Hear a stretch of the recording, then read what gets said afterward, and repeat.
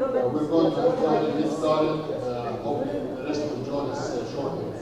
We are running probably about 45 minutes today. So the next session that Thomas Jefferson Quran has started from 3 to 3:30 is going to be cancelled because Sister Alexandra Brandon unfortunately called with cancellation late last night. So we're going to get back on track, inshallah. So what we're going to do, we're going to go through this session right now, which is really a very powerful topic. It's about Islamic thought in the making of America and the world, Muslims with Christians and Jews, governance and coexistence. This is comparing Medina's constitution with the U.S. Bill of Rights. So I want to introduce our panelists first. This is a topic that is dear to us at the museum. And it really actually started with a lot of work that we've done with Dr. John Morrow. About 4 years ago, Professor Morrow actually came to visit the museum and had a discussion about the subject of the covenants of Prophet Muhammad with the Christians of the world. This presentation had an impact on us, that we felt the pluralistic nature of Islam since its inception is a story that has to be told. The relationship between Muslims, Christians, and Jews it is a critical story, particularly at this time of our development in this country. So we basically started talking to Dr. Morrow about what do we need to do to get this turned into the book and the research that he worked on for over 15 years. To actually turn it into an exhibition. We've been working to do this since that time, and God willing, we will be opening this new exhibit in Jackson sometime over the next 4 months. So I want to speak a bit about Dr. Morrow. We got to know him extremely well over the last 4 years. We are appreciative of all of his research and the scholarly work that he's done. But he is originally an Aboriginal from Canada. So he is a proud member of the Métis Nation. So he's one of actually the original inhabitants of North America. So this is actually a true honor to have him here with us. So Professor Morrow became a Muslim, really actually I think I told us a story that he was reading the story of Malcolm X while he was driving and traveling with his parents somewhere. He was touched and impacted by that story. And I think he became a Muslim when he was 16 years old. Since that time, he had published hundreds of academic articles and over 30 scholarly books. But the one that we're going to be focusing on today, which is basically the covenants of the Prophet Muhammad with the Christians of the world, which actually is going to be the subject of this discussion. So with also, with us today, we have scholarly discussions, but we also have 2 judges. One is a local judge, and we're honored to have Judge Denise Owen.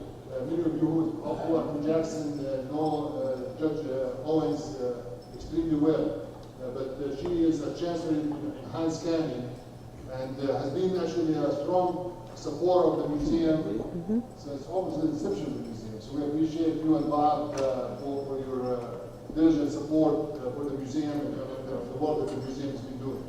But also, in addition to this, we have Judge David Shaheed from Annapolis, Maryland, right? Indianapolis. Okay, from Indiana. Okay. I thought I misread you. Close. No, I'm not close. It's not that close. Not geographic. So we are honored to also have him with us. So both judges actually are going to try to address the presentation that Dr. Morrow is going to start with. He's going to have a 12-minute presentation about the covenants and its impact on the Constitution of Medina and basically the main topic.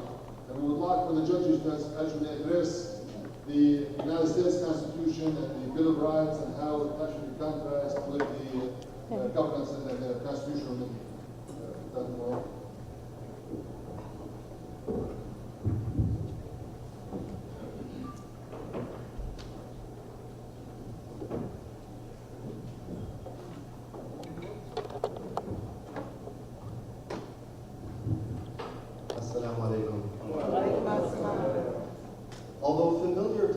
scholars since the early days of Islam, the constitution of Medina and the covenants of the Prophet were neglected by some jurists and political authorities over the course of Muslim history.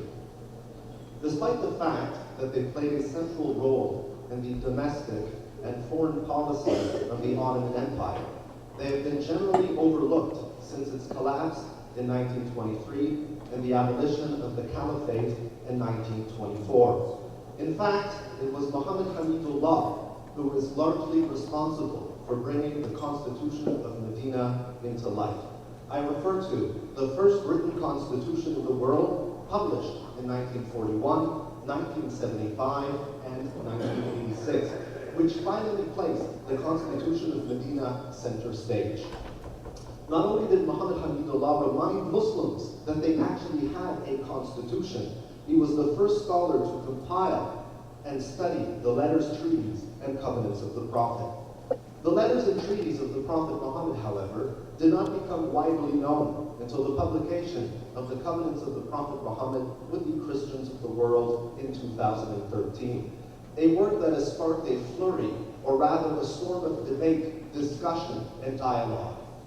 As a result of the Marrakesh Declaration, the Covenants Initiative, the Constitution of Medina and the Covenants of the Prophet are now the subject of serious discussion among Muslims and non-Muslims who seek scriptural sources to support coexistence, tolerance, civil society, religious rights, the rule of law, love, and goodwill to all.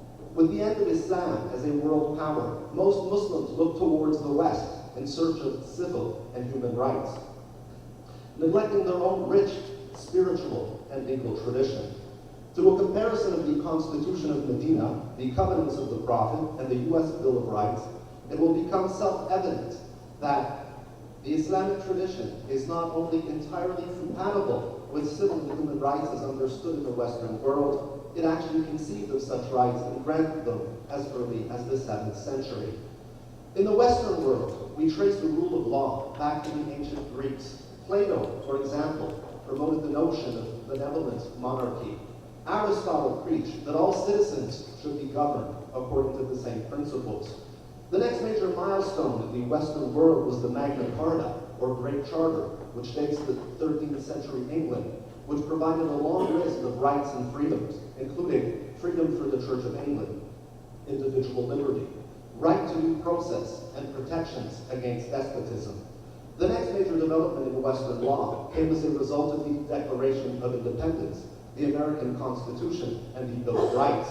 These, in turn, would inspire constitutions and charters of rights and freedoms in much of the Western world. All of this eventually culminated in the Universal Declaration of Human Rights, which was proclaimed in 1948. One major central piece of the puzzle, however, is missing: the Constitution of Medina, and along with it, the covenants of the Prophet Muhammad. Ignorance, willful or otherwise, has consequences. Lack of knowledge regarding these foundational Muslim documents leads people from all sides of the political spectrum, from leftists and liberals to rightists and conservatives, from agnostics to religious fundamentalists, and from multiculturalists to white nationalists and fascists, to claim that Islam in general, and the Sharia in particular, is incompatible with Western social and political values. How do we respond to ignorance? By replacing it with knowledge. Knowledge of the Constitution of Medina and the covenants of the Prophet. What are the major principles established by the Constitution of Medina, created by the Prophet Muhammad in the early 7th century? To commence with, it clearly states that it is a constitutional document. It establishes the following: citizenship and nationality, a distinctive identity, obligation of the ruler and the ruled, the creation of a court of appeals, equality, pluralism, religious, cultural, and linguistic freedom, equal rights for Muslims and non-Muslims, political rights, freedom of expression, freedom of association, fair and equitable taxation, social insurance for the needy, the end of tribalism and blood feuds, the rule of law and justice for all, the right to live, the prohibition of murder, the obligation of respecting and implementing the law, prohibition of favoritism and nepotism, the centralization of authority, the creation of a system of justice that depended on the community and not the individual, a guarantee of peace and security based on equality and justice, Islam as a code of life, legal accountability, the leader as commander-in-chief of military forces, collective resistance against injustice, tyranny, and mischief, the support of military allies, proportionate liability in bearing war expenses, compulsory mutual help in case of war, prohibition of supporting collective enemies, the right to be a conscientious objector and to not engage in war, mutual consultation and honorable dealing, the prohibition of treachery, the obligation to help the oppressed, the protection of women, the obligation to respect peace treaties, the right to self-defense and fighting for survival of one's way of life, equal constitutional status, the prohibition of violating the Constitution, the prohibition of protecting traitors and oppressors, the favor of God is subject to the observance of the Constitution, which shall be enforced by the state. All of this, and so much more, was concluded and implemented in Arabia in the 7th century. And that is just scratching the surface. The Constitution of Medina is short and concise. It provides the framework of a political system. It cannot and should not be read without consulting the covenants of the Prophet, the charters of rights and freedom that he provided to Jews, Samaritans, Christians, and Zoroastrians. There are some skeptics who hold that they are forgeries. If so, they are forgeries that date back to the 7th century, since these documents have been consecutively transmitted for 1,400 years. So whoever authored the covenants of the Prophet was 1,000 years ahead of his time. If so, from where did he derive his principles? What is the precedent? The only place we find the foundational principles of the Constitution of Medina and the covenants of the Prophet is in the Quran and the Sunnah of Muhammad, the Messenger of God. So for all intents and purposes, the Constitution of Medina and the covenants of the Prophet are authentic in content. The covenants of the Prophet provide a long and detailed list of rights comparable to those found in the Universal Declaration of Human Rights. So how does this compare to the Magna Carta, the Declaration of Independence, the Bill of Rights, and the Universal Declaration of Human Rights? Is this inconsistent with Western principles of law and justice? I think not. What we have is common ground. The Constitution of Medina and the covenants of the Prophet provided for political representation. The Muslim state was divided into autonomous religious communities, Muslims, Jews, Samaritans, Christians, and so forth. The leader of each community, either tribal or religious, consulted with his flock and conveyed their consensus to the head of state. Although there were no elections per se, there was popular participation, debate, discussion, and dialogue on political issues. The Constitution of Medina and the covenants of the Prophet were developed in consultation with constituents. The Prophet, as the unanimously acclaimed leader, received yearly pledges of allegiance from the people he ruled upon. Freedom of speech and assembly were permitted. Citizens had the right to file complaints. If no settlement could be reached by tribal and religious leaders, the head of state, as impartial mediator of the community as a whole, had the final say.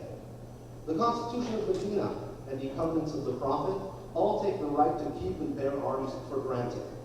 In fact, they insist upon the fact that any weapons borrowed from citizens to help the war effort would be returned. In cases where this was not possible, their value would be reimbursed. Unlike the Bill of Rights, which was responding to excesses of the British Army in quartering soldiers in homes, the covenants of the Prophet require the allies of the Muslims, be they Jews or Christians, to host Muslims during times of conflict. It is a collective obligation as opposed to an individual one. The community as a whole must ensure that their Muslim allies who travel through the region are kept safe. However, to avoid abuse, the covenants of the Prophet place a reasonable limit on such obligations, 3 days and 3 nights. The Constitution of Medina and the covenants of the Prophet also insist upon the security of persons and their property. Although the legal system was just in its infancy, it did provide for swift trials, public trials overseen by impartial judges. In some instances, cases were in the hands of a single judge. In others, committees or juries were convened. The covenants of the Prophet are adamant that Muslims must act as advocates in the defense of their Christian allies and ensure that they are treated fairly. There was no bail per se in early Islamic society. Dangerous people who might flee were imprisoned, while individuals accused of lesser crimes were allowed to go free on their own recognizance. Finally, the documents do not limit rights to those enumerated. Like the United States, the Muslim Ummah was actually a confederation of believers which delegated powers to autonomous communities and allies. So why is it that the Western tradition appears to have developed independently from the Islamic tradition? It did not. The luminaries who developed Western notions of rights and freedoms did not operate in a vacuum. They were not oblivious to the Islamic tradition. On the contrary, they were inspired by it. Napoleon himself signed a copy of the Covenant of the Prophet Muhammad with the monks of Mount Sinai. The Ashkenaz, along with works on Islamic law, inspired him to compose the Napoleonic Code. This is the legal code in Quebec, Canada, from where I proudly come. I guess we are living under Sharia law after all. I much prefer it to the barbarity that prevailed in Europe and Arabia prior to more enlightened thinking. The covenants of the Prophet were well known to European intellectuals, scholars, diplomats, and monarchs throughout most of history. They cited them, translated them in their entirety, and disseminated them. They inspired scores of treaties between European Christian powers and Middle Eastern and North African Muslim powers. The covenants of the Prophet was included in the Manuel des Consuls, or the Manual of Consuls, by Alexandre Niditz in 1838. This was a classic work on diplomacy, still in print today, which was viewed as mandatory reading for politicians, consuls, diplomats, and ambassadors. The Covenant of the Prophet, in its entirety once again, appeared in Edward Van Dyke's famous work on diplomacy that appeared in 1881. Who was Van Dyke? Only the consular clerk of the United States at Cairo in Egypt. The work was published by the State Department. Western leaders have been studying the Constitution of Medina and the Covenants of the Prophet for centuries. Not only that, they have been consulting the Quran for political inspiration. And how could they not be familiar with the Covenant of the Prophet when the Ottoman Empire itself made a covenant with the United States of America in 1796? The Treaty of Peace and Friendship between the United States of America and the pagan subjects of Tripoli of Barbary. Inspired by the Covenant of the Prophet with the Christians, it reads, "As the government of the United States of America is not in any sense founded on the Christian religion, as it has in itself no character of enmity against the laws, religion, or tranquility of Muslims, and as the said states never entered into any war or act of hostility against any Muslim nation, it is declared by the parties that no pretext arising from religious opinions shall ever produce an interruption of the harmony existing between the two countries." The United States of America signed a covenant of coexistence with the Ottoman Empire. All they had to do was respect it. Had it treated Muslim nations as friends and allies, we would not be in the mess that we are in today. Although all parties have strayed from their respective traditions, Muslim, Christian, and Jewish, over the past couple of centuries, they all stand on the shoulders of Abraham, peace be upon him. We are the religious progeny of the great patriarch. Let us stop the sibling rivalry and obey our honorable Father, agreeing that God is one, humanity is one, and justice should be one. We should also recognize that many secular values were inspired in religious values. The Magna Carta, the Declaration of Independence, the Bill of Rights, and the Universal Declaration of Human Rights are all rooted in Jewish, Christian, and Muslim values. Let us rally around them. Thank you.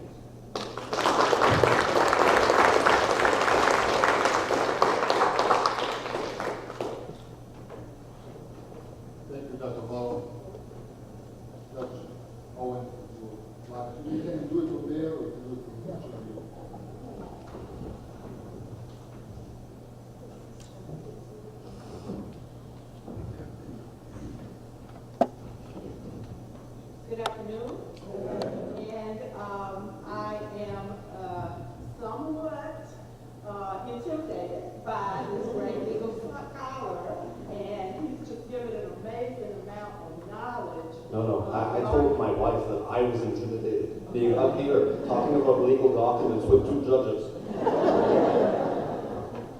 Well, I'll just say that I first heard about the Constitution of Medina over lunch with Okolo about 6 months ago. So Okolo and I were talking, and we were discussing topics for this program.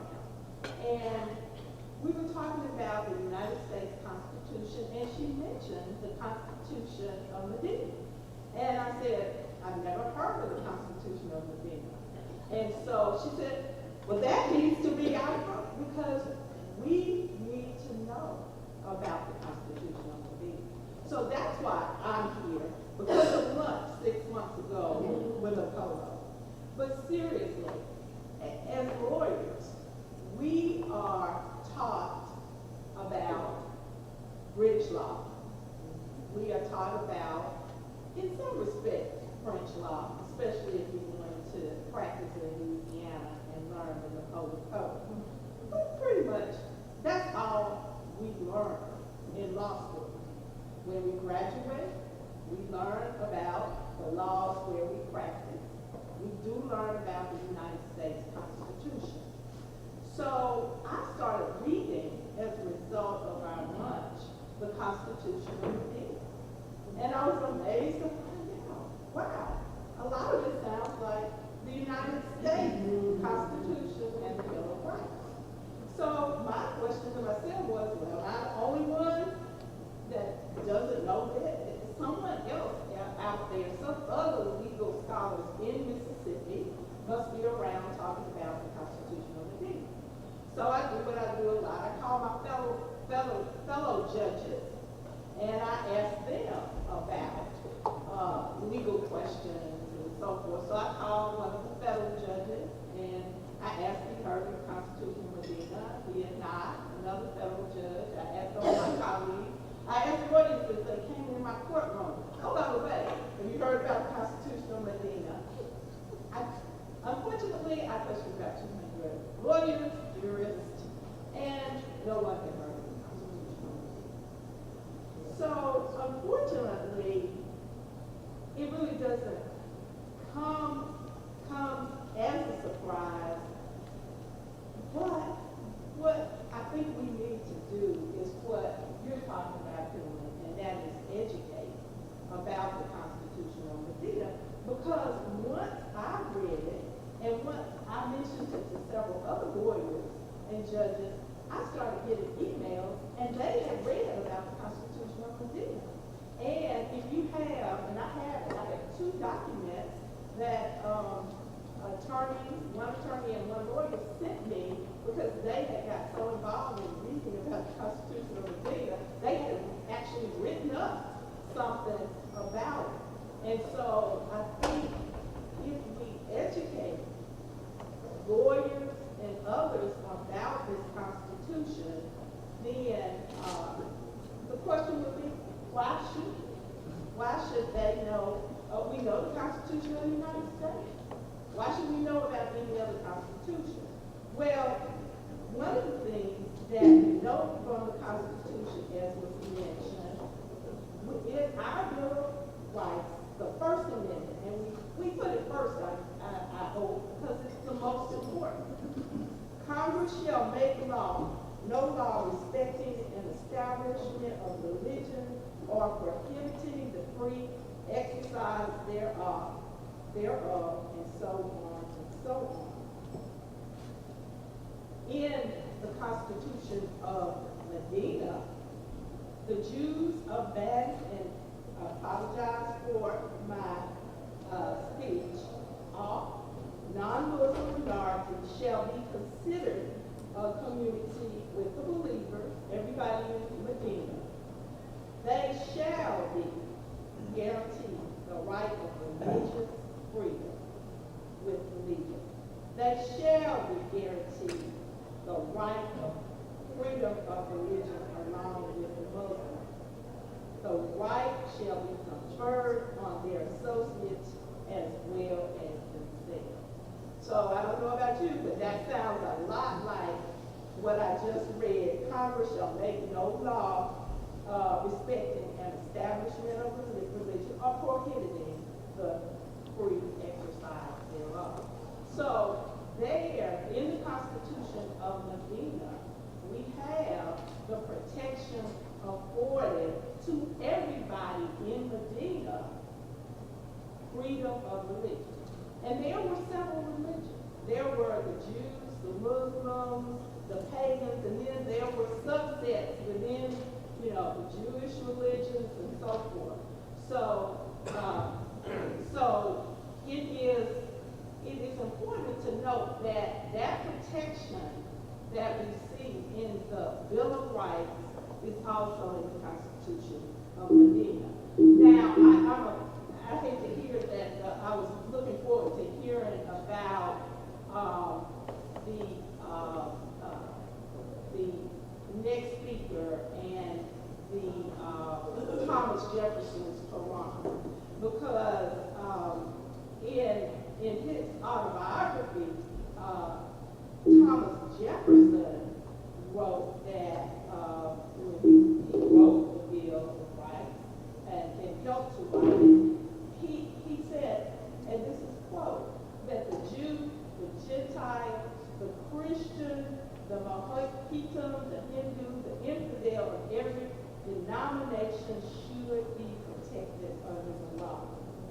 So I believe the speaker, and I was looking forward to hearing, because Thomas Jefferson had a Quran, those words, whether or not, in her opinion, that was influenced, that the person and the development that was influenced by the Quran. So hopefully she'll just come back and let us know that. In the Constitution, the issue of non-Christian identification was part of the debate, just as in the Constitution of Medina. And so, in Medina, you had to prove loyalty to the state, and you were provided all the protection of the state. And just as our Constitution provides all protections to the citizens of this United States. One of the other interesting parallels was the 14th Amendment. We all know that as equal protection law. In the Constitution of Medina, and it provides a person given constitutional protection, a person given constitutional shelter shall be granted an equal life, liberty, protection as long as he commits no harm and does no act treacherously.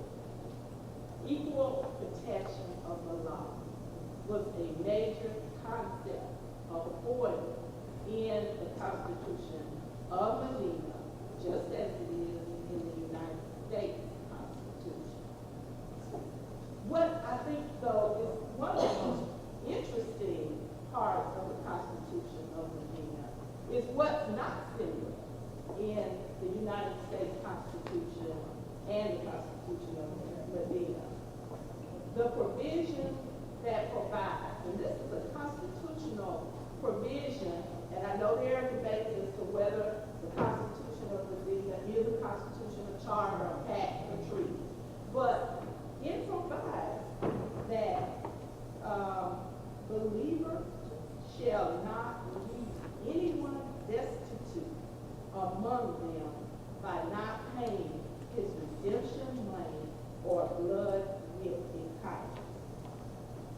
So, no one shall violate the pledge due to his ally, and bearable help shall be given to the oppressed. Now, we have a law, and I equate that to the Good Samaritan law. That's a mandate that we help and provide shelter for those who are destitute. There's nothing in the U.S. Constitution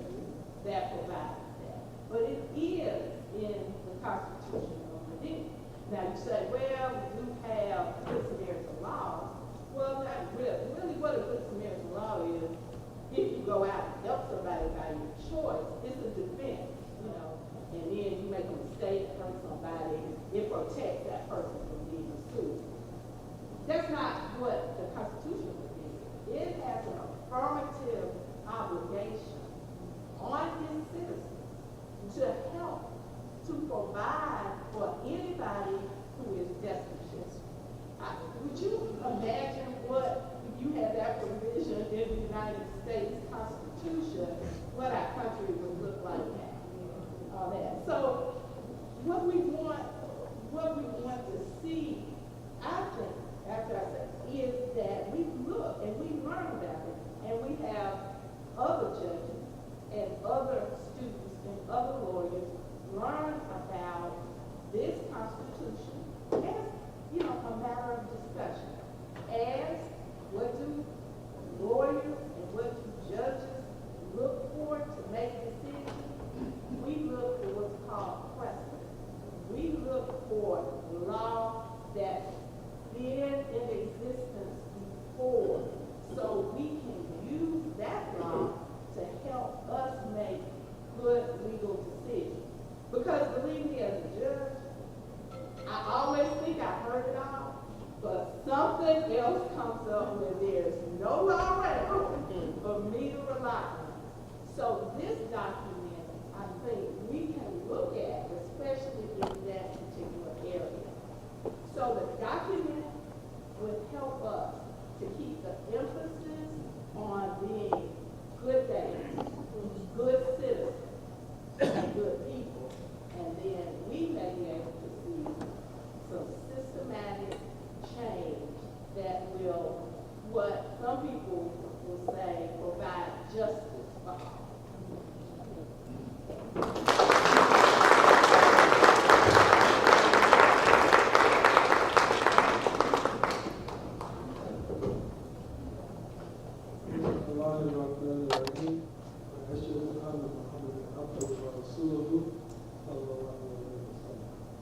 Dear brothers, dear sisters, assalamu alaikum. I'm honored to be a part of you. My thanks to Sister Colo for being invited just to be a witness to this marvelous presentation of documentation of Islamic thought and credibility given to Islam. That in itself is worth said. And also, we owe a real debt to Professor Morrow for his documentation, his research on the subject. It's a subject that the judge said has been greatly overlooked. I think there's been much speculation made about the connection between Islam, Prophet Muhammad, and the United States. I think some of you know, maybe not have seen it, but there are two messages that go on in the United States. One is the message that's probably dominated by the media, but then there's another message that is somewhat mentioned in the Khutbah that we just heard about left. But in the Supreme Court of the United States, there are statutes in the halls of the Supreme Court of various leaders of the world, and Prophet Muhammad is there among the other leaders. Most people don't know that. But if Prophet Muhammad were not a significant figure with respect to the laws of this country, you can be assured that there would not be a recognition of Prophet Muhammad in the highest court of the land. So that in itself is a testament to how our government sees, at the highest level, sees Islam and Prophet Muhammad as a peaceful one. I've been told I have 7 minutes, so 7 minutes, there's not a lot that I can really say. Judges previously said some things which probably I was going to say in my remarks, so I won't repeat those, but I'll just try to bring another perspective perspective with respect to that. But I was also thinking of the First Amendment to the United States Constitution. Let there be no compulsion, and that is, let there be no laws establishing religion or the free exercise thereof. There are other parts of the First Amendment, but I'm just going to focus on the religion part because we're Muslims and we're concerned with religion, free exercise of religion for Muslims. In the Quran, and there's a passage, and I would encourage you to look it up because I'm just giving you a portion of the context is what really is so instructive. And the passage in the Quran is let there be no compulsion in religion. And I think most of us would recognize, as we know from the history of Prophet Muhammad and what is presented in the covenants and these treaties, is that religion was a matter of conscience. Now, in the works that Professor Morrow has done, there is much scholarship, but many of us can access on, if we just do a Google search for the Charter of Privileges to the monks of St. Catherine Monastery. And you can just do a Google search on there. But it's a short treaty or letter that was written by Prophet Muhammad in the year of 628 of the calendar. But this is what it says. This is a message from Muhammad ibn Abdullah as a covenant to those who adopt Christianity. Near and far, we are with you. Verily, I, the servants and the helpers and my followers defend them, the Christians, because Christians are my citizens, and by Allah, I hold out against them anything that displeases them. No compulsion is to be on them. Those are the specific words in the treaty of Prophet Muhammad, prayers and peace be upon him, to these monks of St. Catherine. And so, one of the important aspects of the First Amendment and this discussion about let there can be no law establishing the religion or the free exercise thereof is this concept of conscience. And if you do some look at the legislative history or some research around the history of the discussion of the First Amendment and the Bill of Rights, there was a lot of discussion about this concept of conscience. And the notes that I've been able to find, and I think you would find the same if you did the research yourself, is, as was mentioned by Sister Piccolo, is that many of the founders of this Constitution were deists. They were not Christians. Thomas Jefferson, in fact, who is known to have drafted the Declaration of Independence, and these words are really remarkable. We hold these truths to be self-evident, that all men are created equal. That's also been presented here by Professor Morrow, and endowed by the Creator. Now, there are many in America who would say that this is a Christian nation. But the founders, in drafting the First Amendment and Jefferson in the Declaration of Independence didn't refer to Jesus. He referred to Creator, which is a universal concept. As we know, Jefferson spent many years in France, and we know that Europe was largely influenced by the Muslims in Spain and the Renaissance. And so we can more or less understand that he was familiar with the concept concept of Islam and its influence on the Renaissance which occurred in Europe because of the Muslims and the educational level that they brought to Spain. So it's not at all surprising that when you look at these founding documents, there's no discussion about Jesus. There's a discussion about Creator, and there's a discussion about conscience. Also, one other remark that I would make with respect to our connection with Islam is that when you look at the life example of the Sunnah of Prophet Muhammad, peace be upon him, you see that there was always no respect for Christians.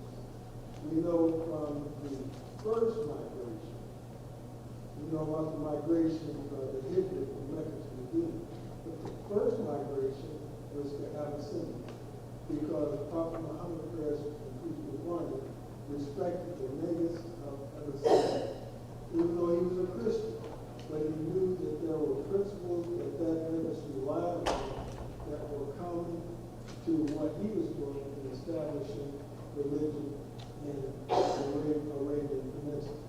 And so he knew that his followers who were being persecuted in Mecca would have a safe refuge in Palestine. So that's just an example of Prophet Muhammad and his understanding of the connection that could exist and did exist with the best principles of Christianity as even practiced in that time, in the 7th century.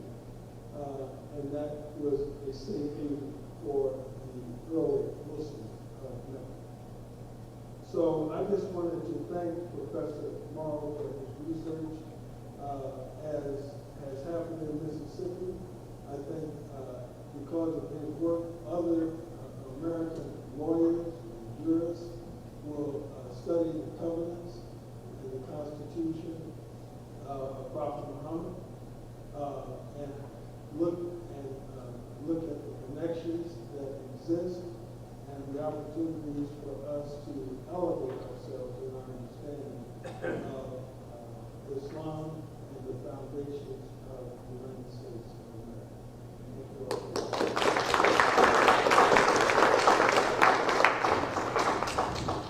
What a wonderful presentation. This is actually very rich because it actually brings all of the stereotypes about Muslims in a proper context. You know, before I guess I open the floor to questions, I really will have two questions to two judges. So, you know, probably many of you probably are aware that many states actually have passed anti-Sharia law, including the state of Mississippi, by the way. So I wanted to actually, I'm wondering, and the basis of this opposition against Sharia law is that basically Muslims in America are not compatible with the Constitution of Medina, with the, you know, with all of the Planned Fathers principles. So with these discoveries about the Constitution of Medina and the compatibility between the Constitution of Medina and the U.S. Constitution and the Bill of Rights, would this be a grounds for appeal or for challenging those laws in the different states? Well, I'll say this. One of the things you have to recognize is that there has always been a hostility to Islam. And that goes back to the very beginnings of this country. And so there are some people who are interested in learning, but there are some people that are interested in political advantage for any purpose. So no matter how you tend to educate and inform people, there are some people that are going to still be hostile to Islam. There are going to still be some people that are hostile to Judaism. There's still people going to be hostile to immigrants, even though when you, one of the principles that is essential to America is this concept of immigration. On the Statue of Liberty, and there's a beautiful poetry Give us your time before your huddled masses yearning to breathe free. Send them tempest tossed to me. And we know that if it were not for immigration, America would not have achieved what it has achieved in the world.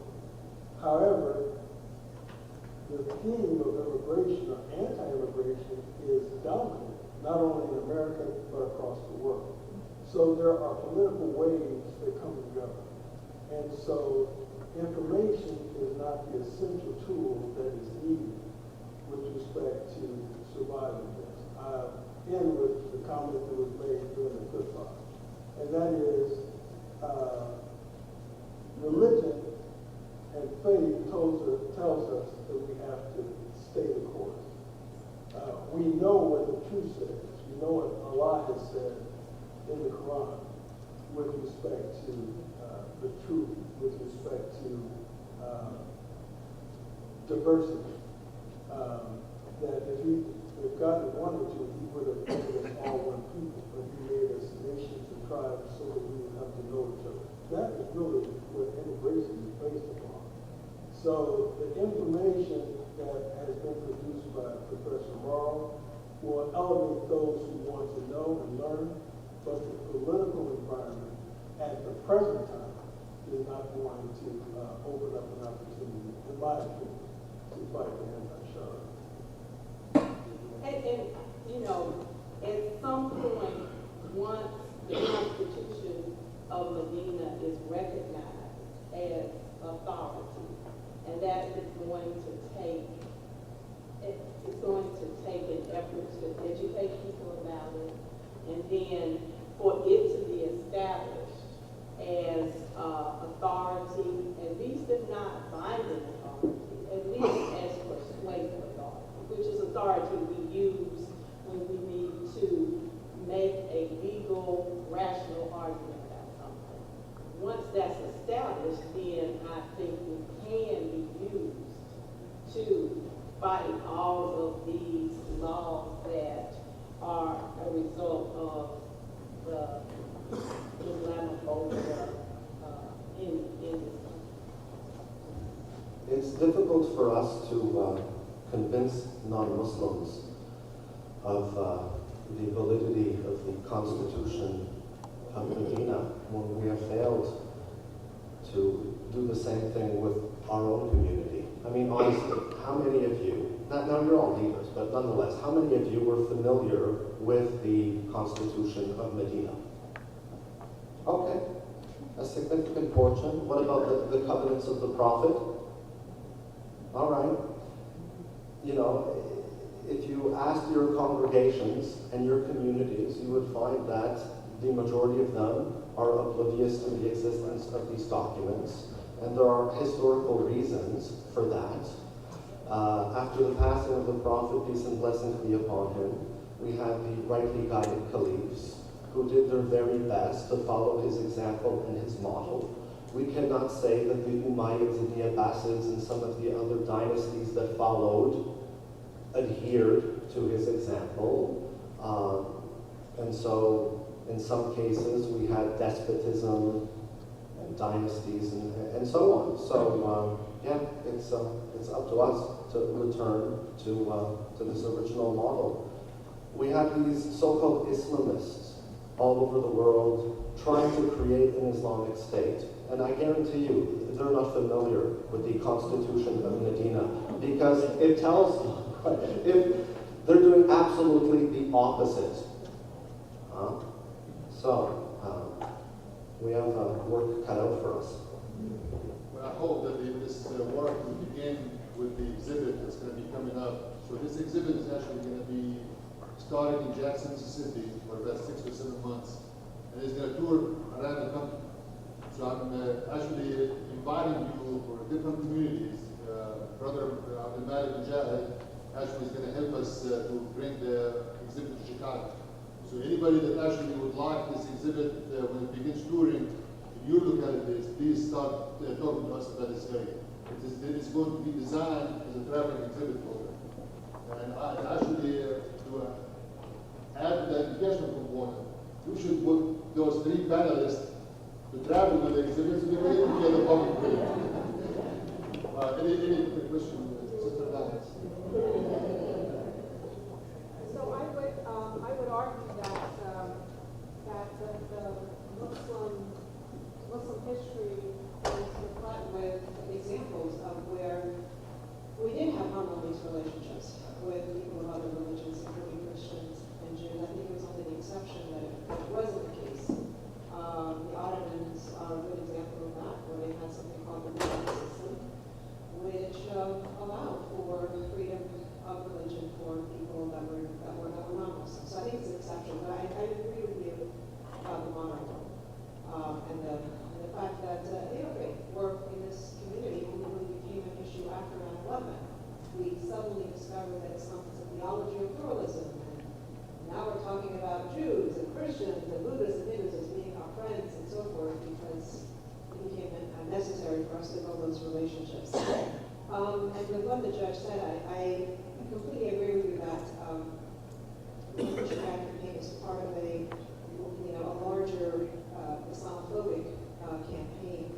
But I think that if we did education, to the judges and to the people in the legal system, I think that some of those, could have been prevented from happening if the judges and the legal system that we have in the country were more knowledgeable about Islam and Muslims.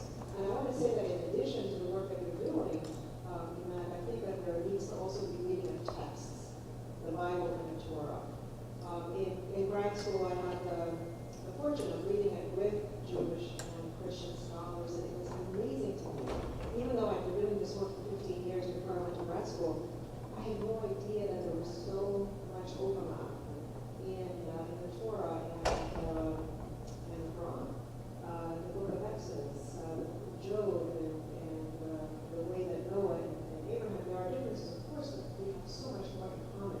And I think that if Muslims and Jews were to do that together with each other's lives, I think it would be really enriching in terms of our relationships here in the country, and the same thing with the Bible. The Bible is very different, the New Testament that is, but it enriched my understanding of Jesus. It really deepened my faith in Jesus. And I found out that experiencing that every Muslim needs to read the Bible to have a greater appreciation of who Jesus was and how he's perceived by Christians, and Christians would also benefit tremendously from the verses associated with Jesus and Mary. My organization has walked out of that experience doing something with the Jewish community called Hanukkah Seder, where Seder, of course, is ritual practice for the Jews around Passover. And now we do something called Hanukkah Seder, where we do a Seder together. They're reading our texts and our perspective of the Exodus story, which is the most often told story in the Quran. People may not know that. And Muslims are reading the Hebrew perspective of the Exodus story and looking at the commonalities and the differences and emphasis in how Jesus is presented and how he's presented in our book as well. In addition to the Medina Constitution and what we've been talking about in that. Let me just say this. 9/11 was kind of a turning point for some, but for those of us associated with the leadership of Imam Muhammad and his tafsir, we were doing interfaith well before 9/11. And in fact, I spoke at Fordham University School of Law because of our relationship with Focolare. I was supposed to speak to a class, but then 9/11 happened, so I ended up speaking to a much larger gathering because of our connection with the Focolare, which is a Catholic, charismatic movement of the Catholic Church. But the other point I would want to make with respect to how do we address where we are, I think that one of the main things that we can do, especially in this climate, is to see our role as ambassadors of the religion, not so much in terms of the text of our faith, But the primary difficulty in America in particular is that people don't know Muslims. And running for office, Sister Edie made the reference of starting with school boards, serving on boards and commissions. Many times, what can help people understand what Islam is about is through their personal interaction with a Muslim, and in particular, Muslim sisters. In many situations, I've been places where, with my wife, where we're doing the interfaith thing, and I can see, the women kind of listen to me, but when my wife starts talking, then they perk up. And so, don't overlook the mere impact that you can have on non-Muslims in America by just showing up in places where they listen to you and learn from you by your conduct and your appearance and what you say. Oh, this is Islam, not ISIS, not the Taliban, not some of these other radical forces. But when you show up and you present your interests about school board issues, zoning issues, election issues, you can do much to change the climate about Islam in America. We have any more questions here, so let me start with Sister Lee. Thank you all for your comments. I will try to be brief. I would like to ask you to speak to the limits and capabilities of covenants in the face of cognitive dissonance. So we are talking about this gathering being one of academic thought and also activism. And I, even though we didn't have a session on Thomas Jefferson's Quran, I was reading Didi Spellberg's book about it, and she writes about how, at the time, Germany, Thomas Jefferson's contemporaries were in a society that thought of Islam and Muslims as part of the twin-headed Antichrist. There's the Pope and there's the Sultan.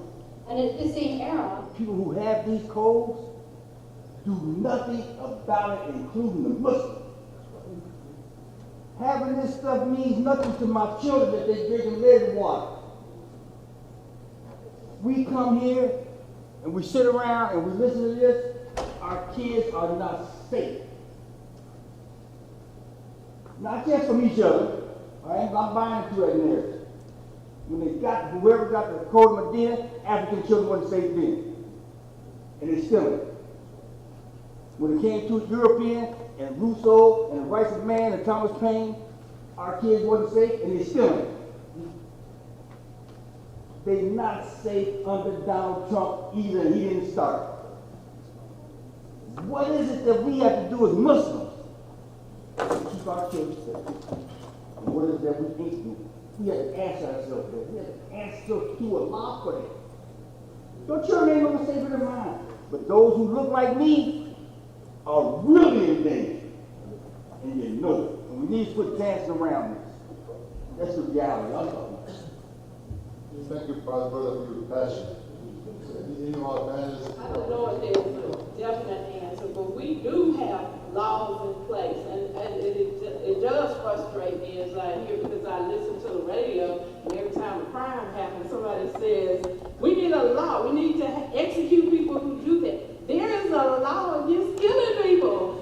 You have the law, you don't need to pass any more laws. What you need to do is to vote and elect people to enforce the laws that you have.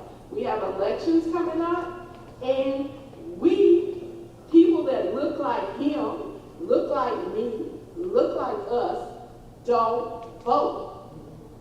But the law is there. You vote somebody to enforce that law.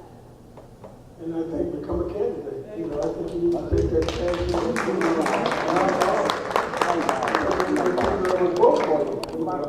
And maybe the school board is a place to start.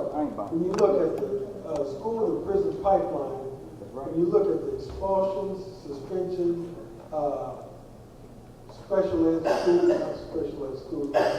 alternative schools. When you look at the number of our African Americans in those schools, it's around 40%.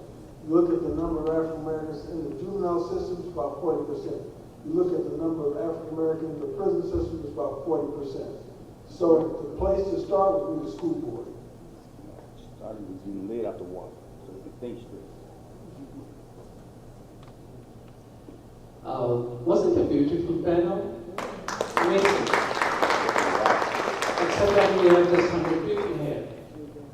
And if you go on your social media, Twitter and Facebook, probably we have hundreds and thousands of people following us. They are unaware of it.